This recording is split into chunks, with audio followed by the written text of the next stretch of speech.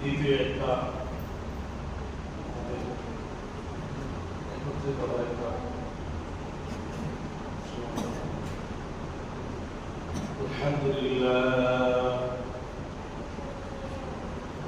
الحمد لله نحمده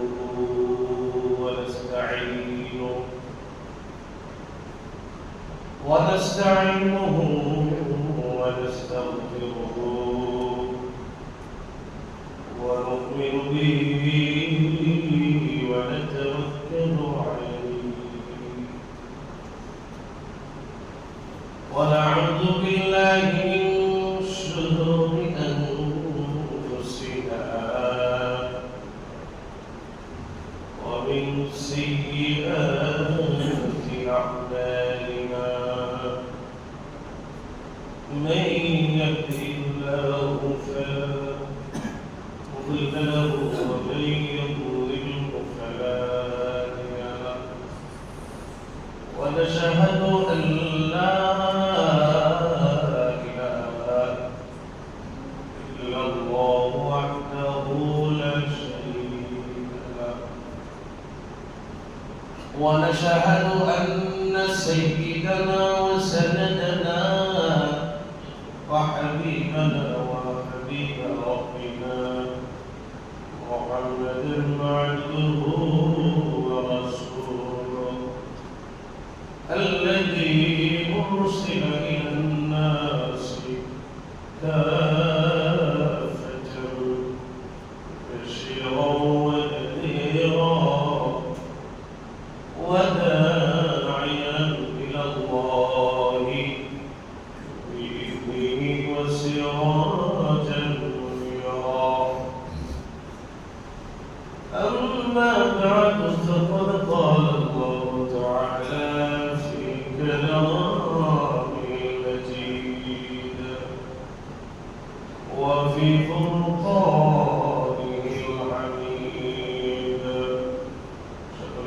أعوذ بالله من الشيطان الرجيم بسم الله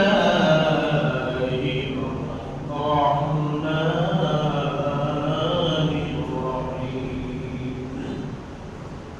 لقد كان لكم في رسول الله أسوة حسنة لمن كان يرجو الله واليوم الآخر وذكر الله كثيرا. وعن أبي قتادة رضي الله تعالى عنه قال سئل النبي صلى الله عليه وسلم يوم الاثنين قال بعثت فيه وأنزل فيه عليه أو قال ويبعث فيه أو كما قال النبي عليه الصلاة والسلام. সকলেই তো মহাব্বতে জবান ছেড়ে দিয়ে জিকির করি রাসূলের আসর সকলেই তো জিকির করে লা ইলাহা ইল্লাল্লাহ লা ইলাহা ইল্লাল্লাহ লা ইলাহা ইল্লাল্লাহ লা ইলাহা ইল্লাল্লাহ লা ইলাহা ইল্লাল্লাহ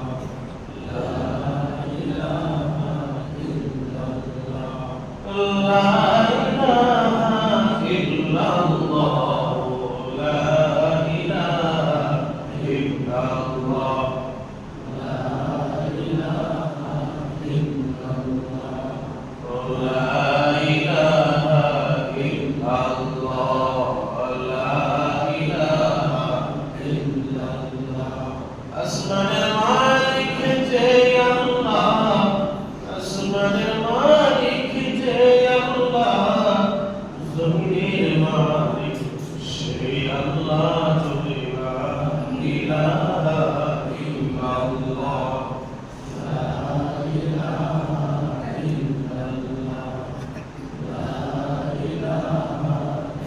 লা ইলাহা ইল্লাল্লাহ মুহাম্মাদুর রাসূলুল্লাহ সাল্লাল্লাহু আলাইহি ওয়াসাল্লাম।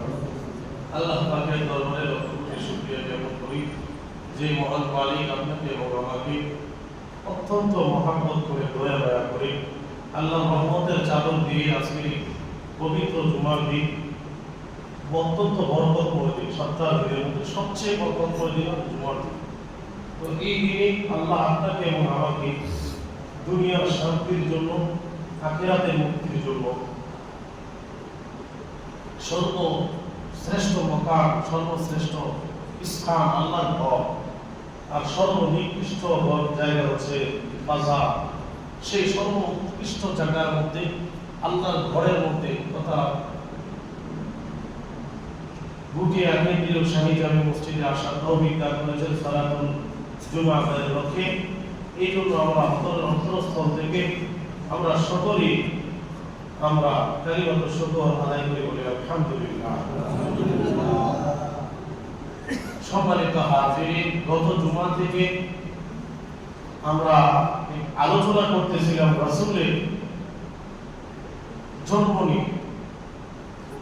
একটা বলেছিলাম মিলাদুন নবী, মিলাদ শব্দের অর্থ হলো জন্ম, নবী মানে হলো আমাদের নবী, মিলাদুন নবী মানে রাসূলের জন্ম। আর আরেকটা আলোচনা করেছিলাম সেটা হলো সিরাতুন নবী। সিরাত শব্দের অর্থ হলো জীবনী, চরিত্র, আখলাক, অর্থাৎ রাসূলের চরিত্র সব মিলিয়ে যেটা বলা হয় জীবনী। তো নবী মানে নবী, সিরাত শব্দের অর্থ হলো জীবনী, নবী মানে নবী, তাহলে অর্থ হবে নবীর জীবনী, নবীর জীবনী। তো দুইটা নিয়ে আমরা আলোচনা করতেছিলাম। তো মিলাদুন নবী মানে রাসূলের জন্ম, এটা যেমন বরকতময়, রাসূলের সিরাত, রাসূলের জীবন আদর্শ সেটাও বরকতময়। দুটোই, একটা হলো আলোচনার বিষয় আর একটা হলো পালনের বিষয়। আমরা আলোচনা করতেছিলাম মিলাদুন নবী সম্পর্কে, রাসূলের জন্ম নিয়ে। আমরা আলোচনা করেছিলাম রাসূলের মা ছিলেন হযরত আমেনা। তিনি যখন রাসূলকে ভূমিষ্ঠ করেছিলেন অনেকগুলো ঘটনা ঘটেছিল, অলৌকিক ঘটনা বলা হয় যেটাকে কিতাবের মধ্যে লিখছে। আল বিদায়া ওয়াল নিহায়া কিতাবের মধ্যে এখনো পড়ে আসছি। ওই কিতাবের মধ্যে লিখছে রাসূলের যখন জন্ম হয় তখন রাসূলের জন্ম থেকে এমন একটা আলো নির্গত হয়, আলো নূর, একটা আলো নির্গত হয়েছে যেটা মাশরিক থেকে মাগরিব, পূর্ব থেকে পশ্চিম পর্যন্ত সে আলোটা ছড়িয়ে গেছে বলে সুবহানাল্লাহ। এমনি ভাবে রাসূলের জন্মের সময় আকাশ চুম্বি একটা যে আলোটা, সেটা এটা ইঙ্গিত কি? এটার ইঙ্গিত হলো যে রাসূলের এই ধর্ম সারা পৃথিবীর মধ্যে এটা বিস্তার লাভ করবে সুবহানাল্লাহ। হ্যাঁ, আজকে সেই আমাদের ইসলাম ধর্মটা সারা পৃথিবীর মধ্যে লাভ পাইছে কিনা বলেন? পাইছে। সেটা শুরু হয়েছিল মক্কা থেকে। এর আগেও তো নবীদের ধর্ম ছিল, কিন্তু সেটা অন্য নবীর ধর্ম। যেরকম আমাদের নবীর আগে ঈসা নবীর ধর্ম ছিল, ঈসা নবীর ধর্ম ছিল, এরপরে হলো আমাদের নবীর ধর্ম। তো সেটার আগমন বহন করে। এমনি ভাবে ওই সময়ে পারস্যের মধ্যে একটা আগুন প্রজ্বলিত হতো। পারস্যের মধ্যে যে আগুনটার মানুষ পূজা করত, ওই আগুনটা শত শত বছর আপনার জীবিত ছিল, মানে এটা জ্বলতেছিল। ওই আগুনটা রাসূলের জন্মের সময় নিভে গেছে।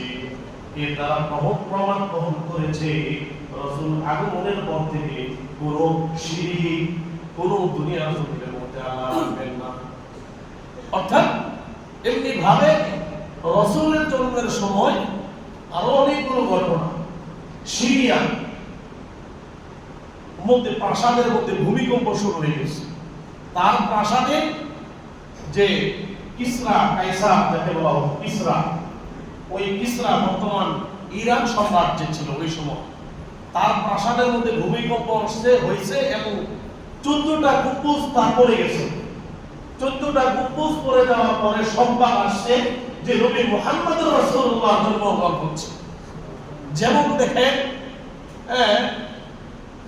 যদি দেখবেন একটা রাষ্ট্রপ্রধান, আজকে মনে হয় রাষ্ট্রপতির হবে, শপথ হবে, দেখবেন খবরের মধ্যে, পত্রিকার মধ্যে দেখলাম রাস্তার গাড়ির মধ্যে মানে আইন শৃঙ্খলা বাহিনীরা তারা প্রোটোকল মানে তাকে নিরাপত্তা দেওয়ার জন্য।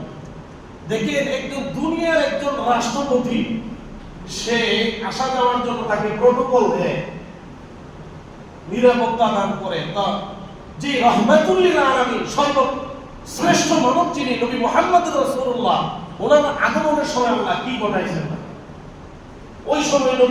ওই সময় এখানে আপনার সিরিয়ার মধ্যে ওইদিকে একটা বহাইরা নামক একটা কি ছিল, আপনার নদী ছিল। ওই নদীর পানির মধ্যে মানুষ পূজা করত। ওই নদীর পানি শুকিয়ে গেছে, এর মানে হচ্ছে আর পূজা চলবে না। এই জন্য আল্লাহ বলেন কুল জা আল হাক্কু ওয়া যাহাকাল বাতিল ইন্নাল বাতিলা কানা যাহুকা। যখন হক আসে তখন বাতিল বিতরিত হয়ে যায়। নবী মুহাম্মদ রাসূলুল্লাহ আসছেন মানে সব বাতিল, হক আসছে আর বাতিল বিতরিত হয়ে গেছে। নবী মুহাম্মদ রাসূলুল্লাহ এমন একজন আমরা নবী পাইছি যেই নবীর জন্ম নিয়ে আলোচনা করতে আমাদের কয়েক সপ্তাহ লেগে যাবে। আমরা শর্টকাট কিছু বলবো। এখন বলা হবে যে রাসূল যখন জন্মগ্রহণ করেন ওনার কিন্তু খতনা করা অবস্থায় মাখতুনুন বি, হাদিসের মধ্যে আসছে, পরে আসছি, রাসূল গ্রহণ করা অবস্থায় খতনা করা ছিল।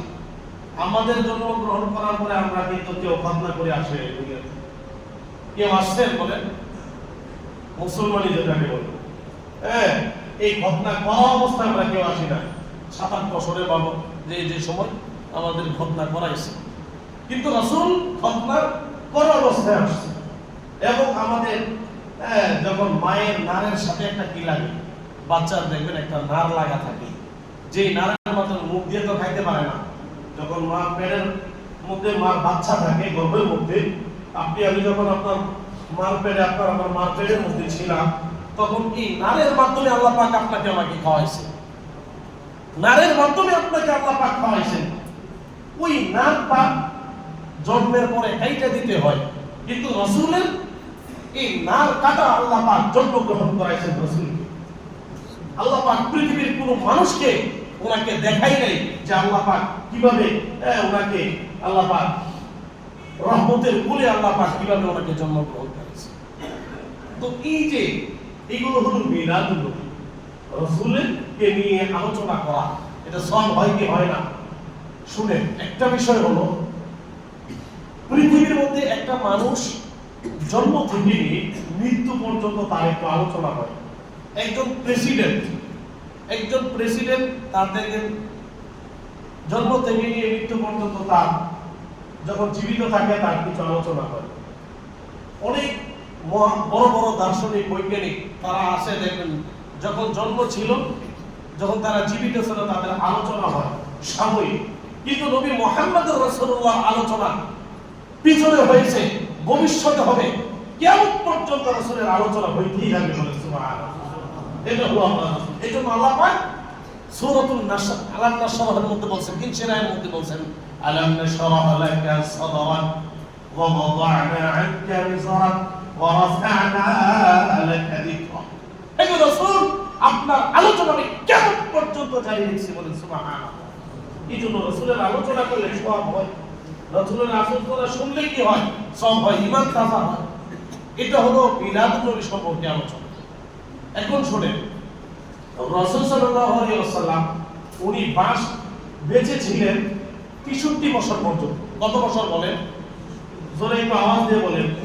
63 বছর পর্যন্ত বেঁচে ছিলেন।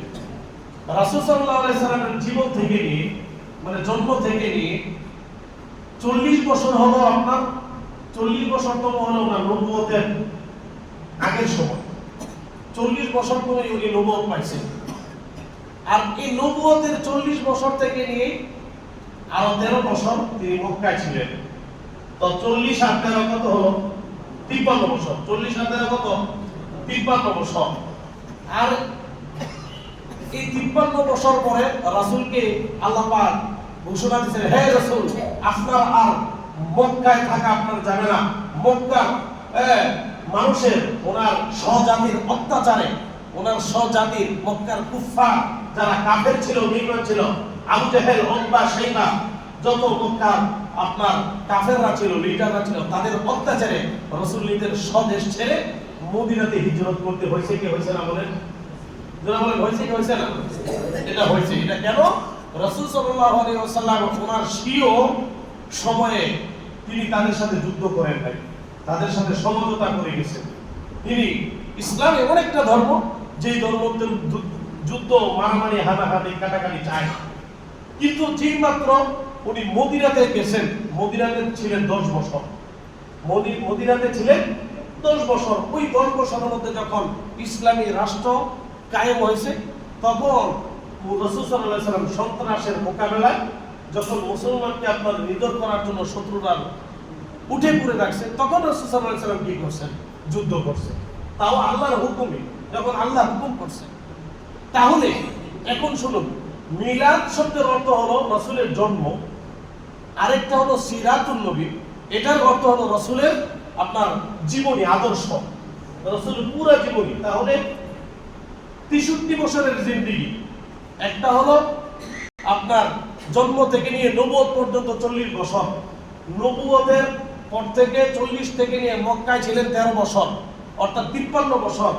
এরপরে মদিনায় ছিলেন আপনার উনি 10 বছর।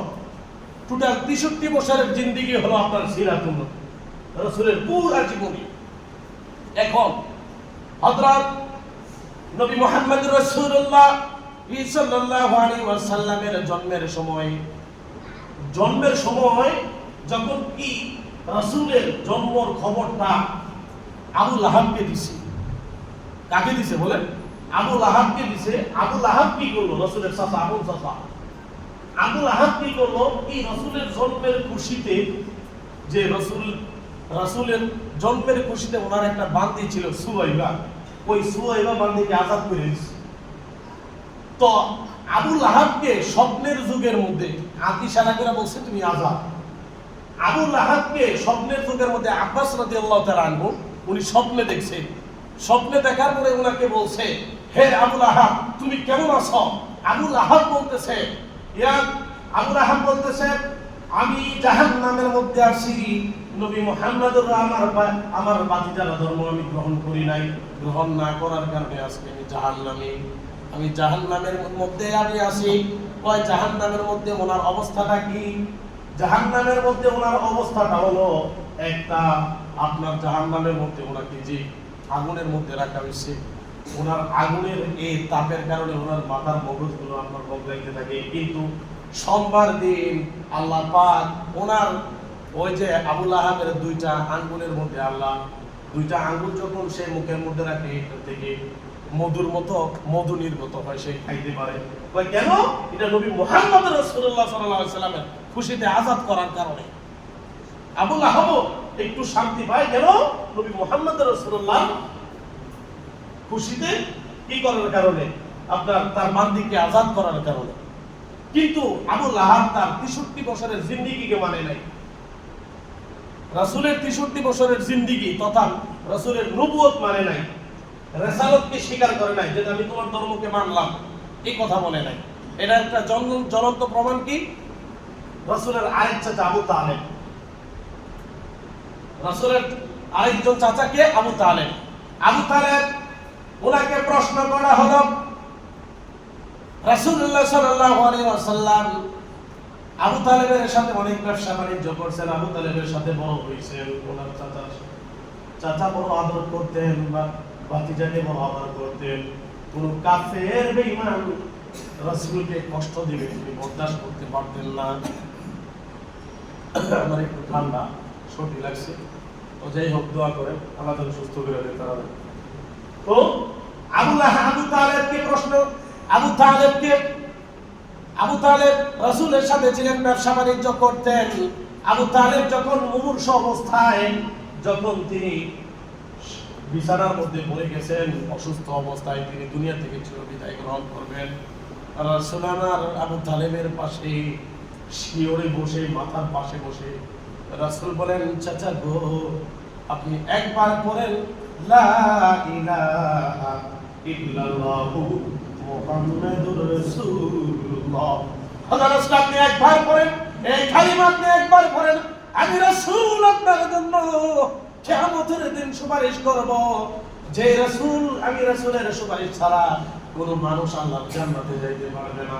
কিন্তু আবু তালেব সে বলল, হে ভাতিজা, আমি জানি তোমার ধর্ম ইন্না ইনদিনুকা হক।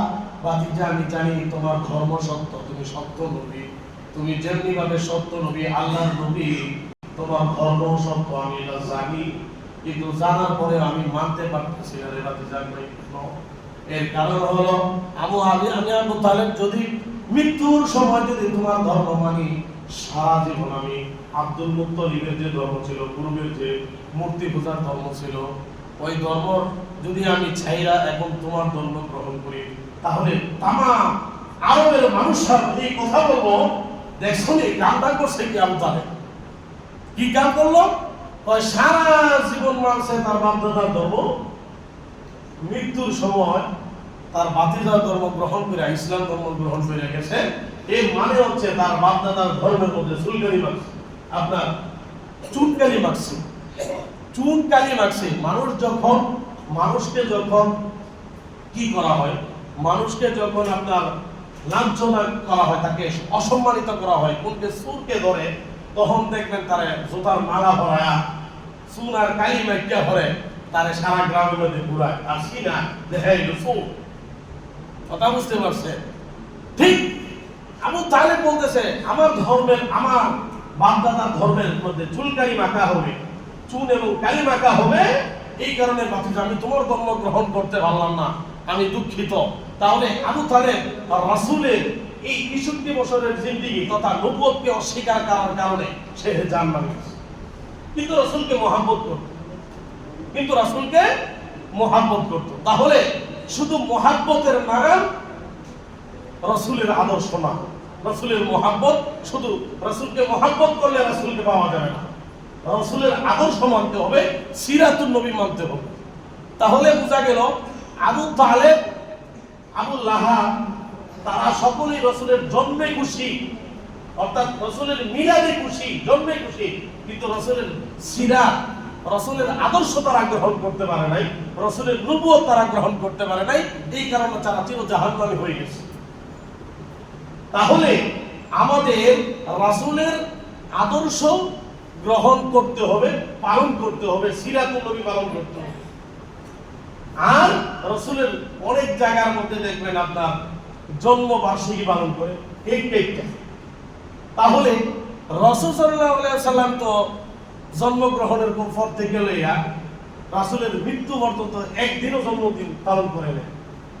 তাহলে আমরা মুসলমানেরা, এখন কথা হলো, আমরা মুসলমানেরা এই জন্মবার্ষিকী করতে গিয়ে পাইলাম, এটারও একটা ইতিহাস আছে। ইরাকের মোসুল শহরের এক সম্রাট, সে কি করছে, 604 খ্রিস্টাব্দে সে একটা অনুষ্ঠান করছে। সেই অনুষ্ঠান থেকে আপনার বিভিন্ন জায়গার মধ্যে জশ্নে জুলুস এরকম পালন করা হয়, বিভিন্ন জায়গার মধ্যে 12ই রবিউল আউয়াল। রাসূলের জন্মের কয়েকটা ডেট আছে। এক নাম্বার হলো রাসূলের, কেউ বলেন, কারণ এই ব্যক্তিটা যে নবী হবে এটা তো কেউ জানতো না, প্রথম যে ইনি যে নবী হতো এটা তো কেউ জানতো না। আর আমাদের এখানে সমাজের মধ্যে মুরব্বী যারা আছেন, আপনারা একটা কথা বলেন তো, কে তার জন্ম তারিখটা জানেন? জন্ম তারিখটা কেউ খেয়াল রাখতো না, কারণ ওই সময় এখন যেরকম ভাবে সরকারি ভাবে আপনার ওই বার্থ সার্টিফিকেট তৈরি করে, এরকম তৈরি করার সিস্টেম ছিল না। কথা বলেন, সিস্টেম ছিল না। তা রাসূল সাল্লাল্লাহু আলাইহি ওয়াসাল্লামের ওই সময়ে ওনার যে জন্ম হয়েছে কত তারিখে, এটা পরবর্তী পর্যালোচনা হয়েছে। এটার মধ্যে 3টা মত, কেউ বলে 12 তারিখে, কেউ বলে 8 তারিখে, আবার কেউ বলে 9 তারিখে। 4 তারিখের একটা মতভেদ আছে। কিন্তু রাসূল সাল্লাল্লাহু আলাইহি ওয়াসাল্লামের তারিখের মধ্যে যদিও ব্যবধান, কিন্তু ওনার জন্ম সোমবার দিন, এটা একমত সভা। রাসূলের জন্ম সোমবার দিন, এটা সবাই একমত, ওলামায়ে একরাম বা এর ইতিহাস থেকে সবাই একমত। বিশ্ব নবী রাহমাতুল লিল আলামিন নবী মুহাম্মদুর রাসূলুল্লাহ সাল্লাল্লাহু আলাইহি ওয়াসাল্লামকে আবু কতাদা থেকে বর্ণিত এক সাহাবী প্রশ্ন করলেন, ইয়া রাসূলুল্লাহ, ইয়া হাবিবাল্লাহ, ওগো আল্লাহর নবী, আপনি কেন সোমবার দিন রোজা রাখেন? কেন আপনি সোমবার দিন রোজা রাখেন? রাসূলকে প্রশ্ন করলেন, আপনি কেন সোমবার দিন রোজা রাখেন? রাসূলুল্লাহ তিনি বললেন ওয়ালিদতু ফীহি ওয়া উনজিলা ফীহি, এই সোমবার দিন আমার আল্লাহ আমাকে দুনিয়াতে আগমন করেছেন, এই কারণে আমি সোমবার দিন রোজা পালন করি। কথা বুঝতে পারছেন? তাহলে আমাদের আমল কি? রাসূলের আমল থেকে আমরা আমল শিখেন। ওয়াজের মানে কি? ওয়াজ থেকে শিখতে হবে। এখন ওয়াজ করলাম, এক কান দিয়ে বাইর করলেন, আরেক কান দিয়ে ঢুকাইলেন, আরেক কান দিয়ে বাইর করলেন, শেষ। এর মানে ওয়াজ না। ওয়াজের মানে হচ্ছে আপনি আমল গ্রহণ করুন। তাহলে রাসূলের আজকে জন্মদিন থেকে, রাসূলের দিবস থেকে আমরা আজকে এই সবকটা নিতে পারি, এই অ্যাডভাইস উপদেশ দিতে পারি। আজকে থেকে আমরা এই আমলটা নিতে পারি কি, যে আপনার যেদিন জন্ম সেদিন আপনি রোজা রাখবেন। রাসূলুল্লাহ রোজা রেখেছেন, রাসূল যেহেতু এই দিন রোজা রাখছেন, তাহলে আপনিও রোজা রাখবেন। এটাও রাসূলের আমল। এখন যদি আপনি মনে করেন খালি এই দিন আপনি কেক কাটেন, আপনি কেক একটা জন্মদিন পালন করেন, আর শুধু খালি রাসূলের মহব্বতে মিছিল করেন আর মিটিং করেন, তাহলে কি এটা রাসূলের আদর্শ হবে? যদি রাসূলের নামাজ কালাম ছাইরা, নামাজ কালাম আপনার সব কিছু ছাইরা যদি শুধু খালি আপনি মিছিল মিটিং করেন, জশ্ন জুলুস করেন, তাহলে এটা তো রাসূলের প্রকৃত মহব্বত হবে না। রাসূলের প্রকৃত মহব্বত হলে আপনি সব আমল, পাঁচ ওয়াক্ত নামাজ যথারীতি কইরা সব কিছু ঠিক রেখে আপনি খুশি পালন করেন। সেই খুশিটা কিসের মাধ্যমে হবে? জিলাপির মাধ্যমে হবে না, সেই খুশিটা হবে নবী মুহাম্মদ রাসূলুল্লাহর সুন্নাত অনুযায়ী। সেই সুন্নাতটা কি? সেটা হবে রোজার মাধ্যমে। বলেন সুবহানাল্লাহ। আজকে আমল শিখতে পারছেন, সেই আমলটা কিসের মাধ্যমে হবে? বলেন রোজার মাধ্যমে। কিসের মাধ্যমে? বলেন রোজার মাধ্যমে। যারা অনেকে আছেন নিজের জন্মবার্ষিকী পালন করবেন বা নিজের বাচ্চাদের জন্মবার্ষিকী পালন করবেন, বাচ্চাদের রোজা রাখো, যদি বয়স হয়, আর বয়স না হইলে তুমি করার নাই। অনেক গার্জিয়ান তো আছেন, বাচ্চা বোনা ভাইদের পিরামিডে হলে জন্মদিনের কেক নিয়ে আসে, মানে কেকটা হ্যাপি বার্থডে পালন করে কি করে না? তো আজকে আমরা মুসলমান এই খ্রিস্টানদের যে প্রথা সেটা চালু করছি, আর আমাদের যে ইসলামের সুন্নাত, রাসূলের যে আদর্শ যে রোজা রাখা, সেটা ছেড়ে দিচ্ছি। তাহলে বোঝা গেল জন্মদিন এটা হলো পালনীয় না, এটা হলো বর্জনীয়। জন্মদিন এটা পালনীয় না, এটা কি বলেন? কথা বল না, আওয়াজ বলো না, এটা কি বলেন? বর্জনীয়। তাহলে জন্মদিন পালন করার রাসূলের তরিকা কি? রোজা রাখার মাধ্যমে, না খাওয়ার মাধ্যমে। রোজা রাখা মানে না খাওয়া, উপবাস থাকা। আর আমরা জন্মদিন পালন করি খাইয়া। তাহলে বলেন আমাদের এবং রাসূলের ইতিহাসের মধ্যে আমরা কি পাইলাম? অনেক ভাইয়েরা আছে পালন করে আবার মাশাআল্লাহ বিরিয়ানি তামাক খাইয়া একেবারে সব শেষ। আপনি রাসূলের সুন্নাত কই পালন করলেন? কিভাবে আপনি রাসূলের সুন্নাত পালন করেন? রাসূল তো রোজা রাখছেন। প্রকৃত মুসলমান রাসূলের আশিক হতে হলে, রাসূলের প্রেমিক হতে হলে রোজা রাখতে হবে, সেই আমলটা করতে হবে। আজকে একটা আমল আপনাদের শিক্ষা দিয়েছিলাম। তাহলে রাসূলের আদর্শ আমাদেরকে মানতে হলে কি করতে হবে? রোজা রাখতে হবে। এই আমলটা আজকে শিখেন। কেননা আল্লাহর নবী সূরাতুল আহজাব এর মধ্যে আল্লাহর নবী সম্পর্কে আল্লাহ রাব্বুল আলামিন বলেন, লাকাদ কানা লাকুম ফি রাসূলিল্লাহি উসওয়াতুন হাসানাহ। লাকাদ, লা মানে নিশ্চয়, আবার কদ শব্দের অর্থ নিশ্চয়। লা এটা হলো লামে তাকিদ। আরবি ব্যাখ্যা করছে, আপনার ইংলিশে যেরকম আপনার কি আছে, ইংলিশ গ্রামার আছে, আরবি কিন্তু জানতে হলে আরবির গ্রামার আছে। আছে না নাই? কথা বলে আরে বলেন না কেন? আছে না নাই? প্রত্যেকটা জিনিসের গ্রামার আছে। আপনার গ্রামার না বুঝতে আপনি যদি কোরআন শরীফ পড়েন, আপনি যদি খুতবা বুঝতে চান অথবা যদি মাসালা বুঝতে চান, আপনার ফেস লাগবে। ফেস রাখবো। আপনি মাসালা বুঝতে হলে আরবির গ্রামার জানতে হবে। মানুষের মধ্যে ভুল বুঝাবুঝি কখন হয় জানেননি? যখন কেউ অজ্ঞ হয়, কোরআন হাদিস সম্পর্কে না জানে। একজন মনে করেন হের ভিতরে যদি বোমা ভিডি করে, যে ধরবেন একটা অ্যাটেম বোমা ভিডি করলাম, রাসায়নিক অ্যাটেম বোমা, তুই সূরা ফাতিহা কর এবং এটা তাফসীর কর। এই যদি না পারে, সূরা ফাতিহা সহি শুদ্ধভাবে পারে না, তাহলে হ্যাঁ কিভাবে কোরআনের ব্যাখ্যা করবো আর ব্যাখ্যা করবো খুতবার অর্থ পুরাপুরি আপনি জানবেন। সূরা কেরাত মাসাল নামে আপনি নামাজ ভঙ্গের কারণ হলো 19টা। ফাঁকে একটু কথা বলি অনুসারী, 19টার মধ্যে এক নাম্বার হলো নামাজ অশুদ্ধ হওয়া। তাহলে নামাজ যদি আপনি অশুদ্ধ বলেন, আপনি তো নামাজ হইল না। নামাজ যে আপনি হচ্ছেন, আপনার তো এদিকেই খবর নাই, তাহলে আপনি ভুল করবেন কিভাবে? আগে তো আপনার শিখতে হবে বাবা, আগে শিখেন বুঝেন বাবা। আপনি যদি না শিখেন না বুঝেন, আপনি কিভাবে? এই জন্য আমরা আমাদের মসজিদে শুক্রবার আমি চাই কি কয় মানে এশার নামাজের পরে একটা বয়স্ক কোরআন শিক্ষা হোক, চালু করবো ইনশাআল্লাহ। আপনারা পড়েন, শিখেন, আসেন, শিখেন বাবা, জানেন কোরআন শরীফ শিখেন, অর্থ বুঝেন, কিছু জানেন, অনেক কিছু জানবেন, আল্লাহ কবুল করবেন। ভাইরা আমার, এই জন্য বলতেছেন আল্লাহ কদ কানা লাকুম, লা কদলাম মানে লামে তাকিদ, কদ শব্দটা মাজিদ করিব মানে নিশ্চয় নিশ্চয়। কানা লাকুম, কানা মানে রয়েছে, ফি লাকুম তোমাদের জন্য, ফি রাসূলিল্লাহ রাসূলের মধ্যে রয়েছে, আল্লাহর নবীর মধ্যে রয়েছে, অর্থাৎ আল্লাহর নবীর মধ্যে অনেক কিছু তোমাদের নিদর্শন আছে। কি? উসওয়াতুন, নমুনা আছে, আদর্শ আছে, হাসানা ভালো, যেটা পালনীয়, বর্জনীয় না। যেটা পালনীয় এবং বর্জনীয়, পালনীয় কিন্তু বর্জনীয় না, এই আদর্শগুলো তোমাদের জন্য আছে। এখন আদর্শ মানবো কেনা? আল্লাহ বলেন এই আদর্শ মানে কারা? লিমান কানা ইয়ারজুল্লাহ ওয়াল ইয়াউমাল আখির, লিমান ওই ব্যক্তিদের জন্য আদর্শ, তারা মানবে ইয়ারজুল্লাহ ইয়াখাফুল্লাহ, যারা আল্লাহকে বিশ্বাস করে, যারা কিয়ামত দিবসকে বিশ্বাস করে, মানে মুসলমান। তাহলে কোনো মুসলমান এবং মুনাফিক কাফের নামধারী মুসলমান সে বুঝতে পারবে না। বুঝার জন্য আপনার প্রকৃত ঈমানওয়ালা লাগবে। কি লাগবে বলে? ঈমানওয়ালা লাগবে। তাহলে প্রকৃত ঈমানওয়ালা হতে হলে আমাদের কি হতে হবে? শিখতে হবে, জানতে হবে।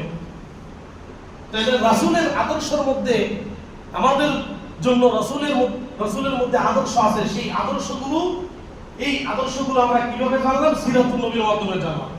এক নাম্বার হলো রাসূলের জন্ম থেকে নিয়ে নবুয়ত পর্যন্ত, নবুয়ত থেকে নিয়ে মক্কার 13 বছরের জিন্দেগি, এরপরে হলো মদিনার হলো 10 বছরের জিন্দেগি। তাহলে 40, 13, 10 এই 63 বছরের জিন্দেগি হলো সিরাতুন নবী, রাসূলের পুরা জীবনী। সেই পুরা জীবনীর মধ্যে রাসূল সাল্লাল্লাহু আলাইহি ওয়াসাল্লামের আদর্শ হলো সর্বশ্রেষ্ঠ আদর্শ, যেটা হলো পালনীয়।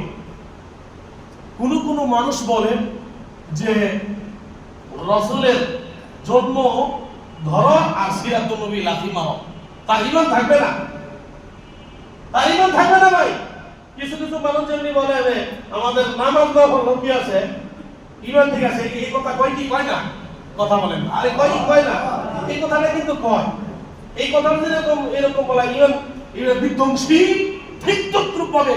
যে ব্যক্তি বলবে মিলাদুন নবী ধরো, রাসূলের জন্ম ধরো আর রাসূলের সিরাতকে লাথি মারো, তার ঈমান থাকবে না, সেই প্রকৃত মুমিন থাকতে পারে না। তাহলে রাসূলের প্রকৃত মুমিন হতে হলে রাসূলের আদর্শকে মানতে হবে, রাসূলের সিরাতকে মানতে হবে। যেমনি ভাবে রাসূলের সিরাত ছাড়া, আপনার রাসূলের আদর্শ ছাড়া পার পাওয়া যাবে না।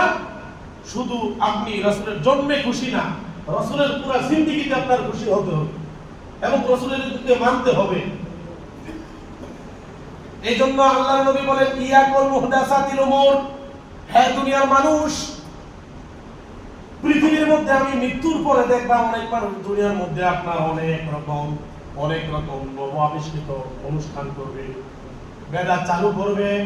ইয়াকুল মুহদাসাতিল উমুর ফাইন্না কুল্লা মুহদাসাতিন বিদআহ, হে দুনিয়ার মানুষ মনে রাখো, প্রত্যেকটা নব আবিষ্কৃত জিনিসগুলো হলো বেদাত, ওয়া কুল্লু বিদআতিন দালালা, আর প্রত্যেক বেদাত হলো গুমরাহি, ওয়া কুল্লু দালালাতিন ফিন্নার, আর প্রত্যেক গুমরাহির আপনার সীমানা হলো, তাদের পরিণাম হলো জাহান্নাম। নাউযুবিল্লাহ।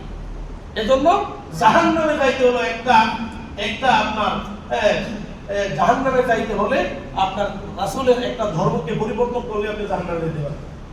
এই জন্য আমাদের মানুষের মধ্যে রাসূলুল্লাহ বলেন, কাফা বিল মারই কাযিবান আই ইউহাদ্দিসা বিকুল্লি মা সামিআ।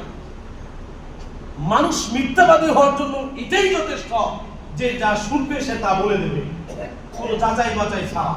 আমাদের মুসলমানদের অবস্থা হলো, দেখবেন একটা জিনিস যাচাই বাছাই নেই, কিছুই নাই, সঠিকটা জানেও না, বুঝে না, এরা একজনতে বলছে আর এটা বলে দিচ্ছে। তাহলে তুমি যে বললা এটা যাচাই বাছাই করলা নি, এটা কি সঠিক কি না, এটা না জানি না তুমি যে বললা, তাহলে এর মানে হচ্ছে রাসূল বলেন মান ইয়াতাআম মাকআদাহু মিনান নার, যে ব্যক্তি